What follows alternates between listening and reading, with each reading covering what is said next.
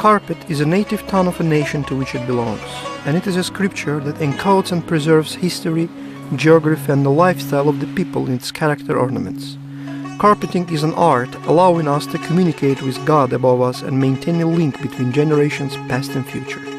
For 5,000 years, Azerbaijani carpets have been trusted domestic helpers and travel companions of humans.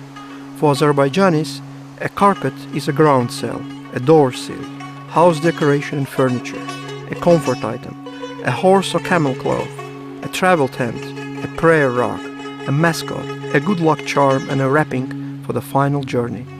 A traditional Azerbaijani house was adorned with striped palace rugs serving as tent coverings and dividers, an elaborately made kilim likened to a bed of pearls.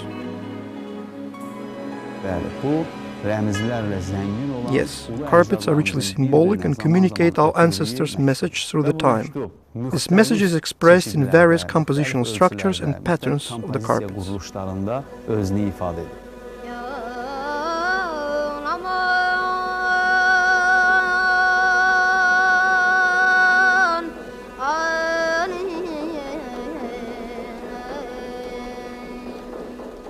Wisdom of the carpet surpasses the mundane knowledge of the world because it is indeed otherworldly. Carpets encapsulate beliefs, myth, cosmogony, faith, the entire spiritual moral riches of the people who created them, all represented by colors, patterns and needs.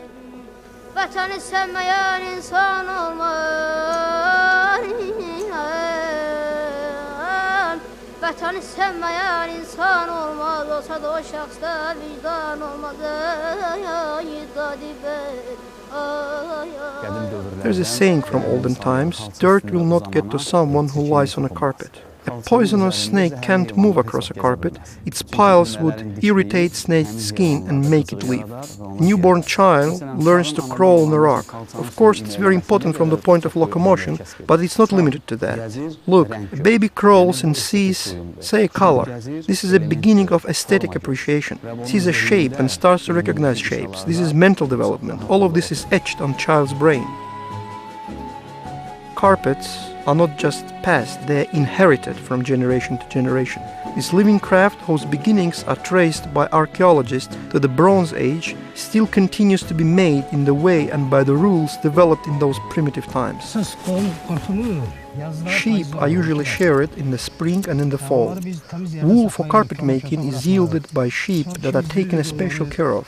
We don't let them graze in bush and shrub. We baste them often and let their fleece grow long and clean. After shearing, wool is washed, spun and then dyed.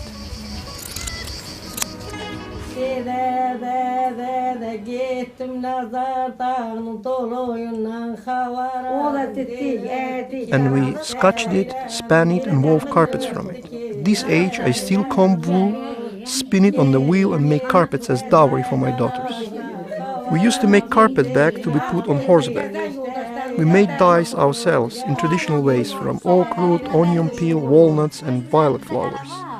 Weaving was up to us too. We wove all kinds of them, palaz with a three-leg design, gaba with tassels, you name it.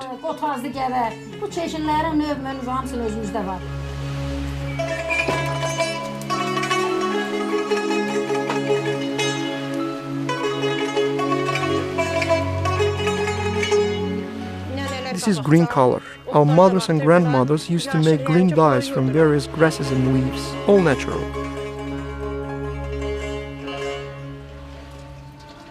This is yellow color.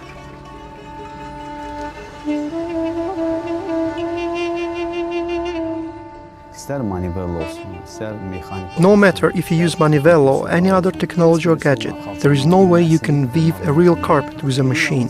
It can only be done properly with a human hand. But these simulations are manufactured by the thousand and then sold throughout the world under the name of carpets. Needs in those so-called carpets are not like the real ones. Machine-made needs are easily destroyed and most importantly, they can't digest and divest energy as the real needs do because of their need structure. A symmetric need is so intricately wound with a beam thread that it goes between the two threads in a symmetric fashion and its tip is aimed outside to the outer space. That's what's lacking in simulations.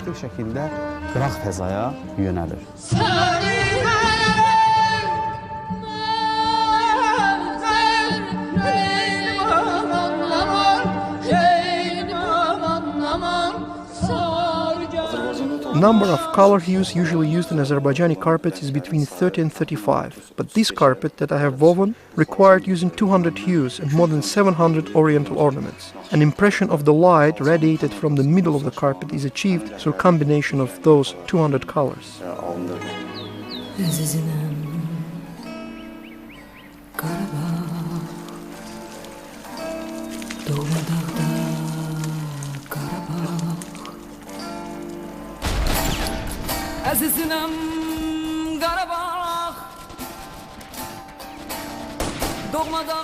The gems of medieval Azerbaijani carpet making now grace the most famous museums of the world.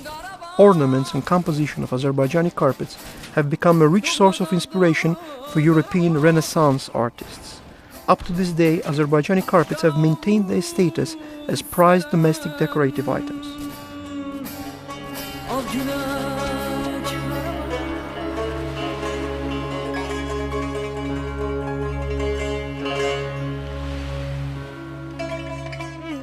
I have come from the mountains to the plains. I have continued making my carpet here. This art can't die. My mother says it right. Carpets are our past and our future. Ornaments worn by our women are not simple floral motifs. They represent our home, our blessed motherland. We learned those patterns and stitches from our mothers and grandmothers, and we will teach the next generation so that this art is not lost but continues.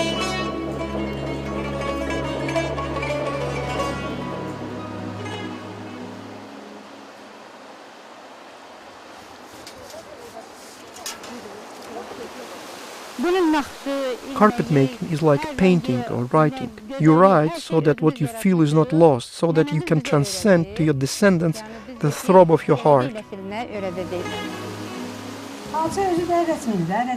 Quba carpets are characterized by geometric designs. Passing through generations, this feeling solidified, acquired the quality of stonework, stone carving. This is a chichi-style carpet. We have dyed it using onions, walnuts, oak bark, natural colors from other plants.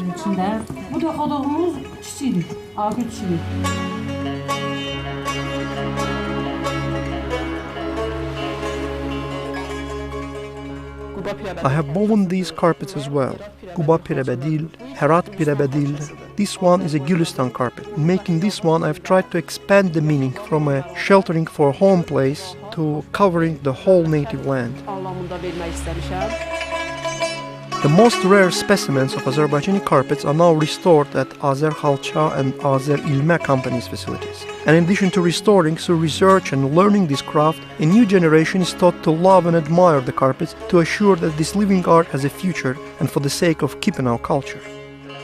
Each Azerbaijani carpet is like a page from a fairy tale. Carpets are divided into holes. These holes originate from the same root, same mentality, same spirit. The Azerbaijani state has tried to protect this cultural heritage. The first carpet museum in the world was established in Baku in 1967. The museum has done invaluable work in collecting unique carpet specimens and in carpet research. As early as in 1983, UNESCO proposed to hold an international symposium on Azerbaijani carpets at the Azerbaijani Carpet Museum. This has become a tradition, so that the latest fourth international symposium was held at the UNESCO headquarters in Paris in 2007.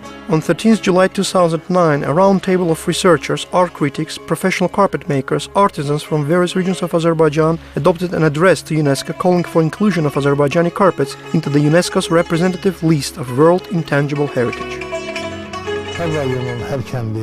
Azerbaijani carpets can be found in each region, district and community in Azerbaijan. They are being restored and studied. New carpets are made based on old ones. Despite being named differently, the common owner of all these carpets is the Azerbaijani people.